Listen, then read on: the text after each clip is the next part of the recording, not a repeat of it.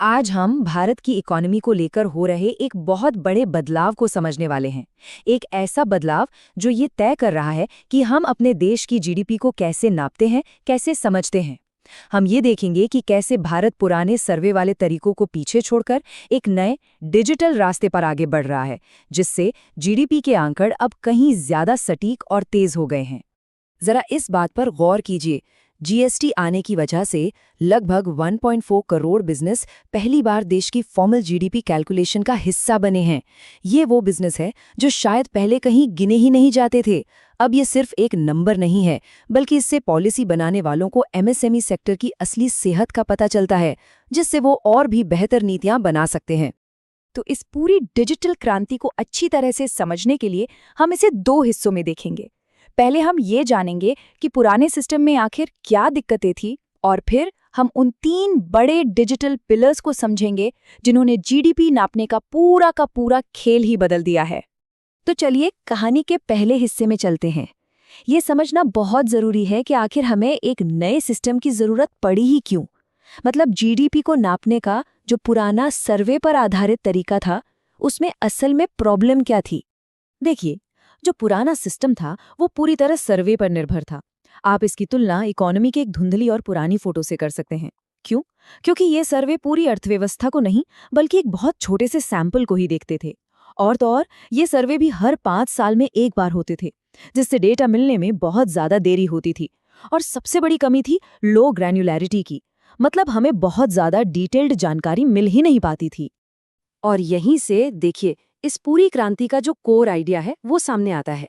ये आइडिया है कि लोगों से पूछने की बजाय सिस्टम में जो डेटा अपने आप बन रहा है उसका इस्तेमाल किया जाए। मतलब सर्वे डेटा से एडमिनिस्ट्रेटिव डेटा की तरफ एक बहुत बड़ा शिफ्ट। ये एक बुनियादी बदलाव है। इन दोनों तरीकों में फर्क बिल्कुल साफ है। एक तरफ था सर्वे डेटा जो सैंपल पर आधारित था, बहुत धीरे धीरे आता था और जिसमें टाइम लैग भी बहुत ज्यादा था। दूसरी तरफ है एडमिनिस्ट्रेटिव डेटा, जो पूरी की पूरी यूनिवर्स को कवर करता है, हाई फ्रीक्वेंसी यानी लगभग रियल टाइम होता है और इसमें टाइम लैग न के बराबर है। लेकिन इसका सबसे बड़ा फायदा है हाई डेटा ग्रैन्युलैरिटी का। तो ये डेटा ग्रैन्युलैरिटी आखिर है क्या? आसान भाषा में इसका मतलब है कि हमारे पास डेटा कितना डिटेल्ड है।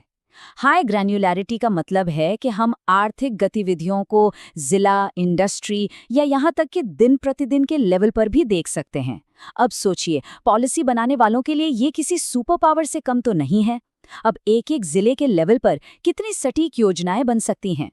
तो अब आते हैं उन पिलर्स पर जिन्होंने ये सब मुमकिन किया। हमारा पहला डिजिटल पिलर है MCA 21, जो भारत के फॉर्मल कॉर्पोरेट सेक्टर की नब्ज को, मतलब उसकी हेल्थ को रियल टाइम में पकड़ता है। तो MCA 21 है क्या? असल में ये मिनिस्ट्री ऑफ कॉर्पोरेट अफेयर्स का एक ई-गवर्नेंस इनिशिएटिव है। ये एक ऐसा डिजिटल डेटाबेस है जहां देश की सभी कंपनियों की फाइनेंशियल फाइलिंग्स मौजूद हैं। इससे हमें कॉर्पोरेट हेल्थ पर हाई फ्रीक्वेंसी डेटा मिलता है और इसने पुराने कागजों वाले रिपोर्टिंग सिस्टम को पूरी तरह से खत्म कर दिया है। अब देखिए, MCA 21 हमें कंपनियों की बड़ी तस्वीर यानी उनकी बैलेंस शीट तो दिखाता है, लेकिन उनकी रोजमर्रा की एक्टिविटी को ट्रैक करने के लिए हमें जरूरत पड़ती है दूसरे और शायद सबसे शक्तिशाली पिलर की, GSTN यानी goods and services tax network.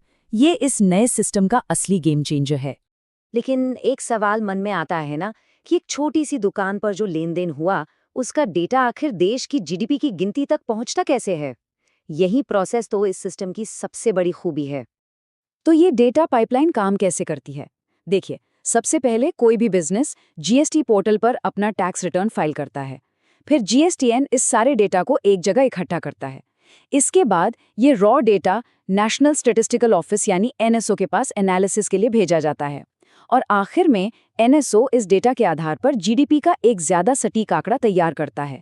इससे ग्रॉस वैल्यू एडेड की गिनती कहीं ज्यादा पक्की हो जाती है, क्योंकि अब हम हर स्टेज पर वैल्यू एडिशन को सीधे सीधे देख सकते हैं।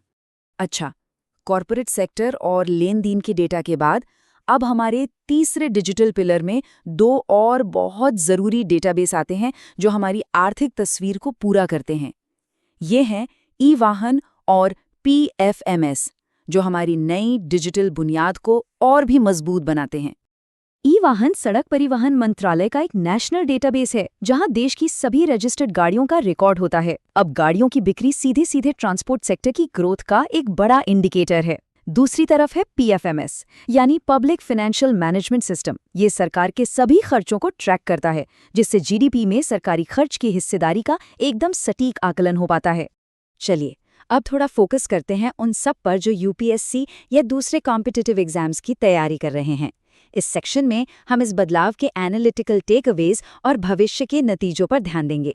तो जीएस3 के लिहाज से यहाँ कुछ मुख्य बातें हैं। पहली, बेहतर policy making. Real time data होने से सरकार बहुत तेजी से और असरदार नीतियां बना सकती है। दूसरी, इकोनॉमी का फॉर्मलाइजेशन। डिजिटल फुटप्रिंट्स की वजह से इनफॉर्मल सेक्टर भी अब टैक्स के दायरे में आ रहा है। तीसरी, चुनौतियां।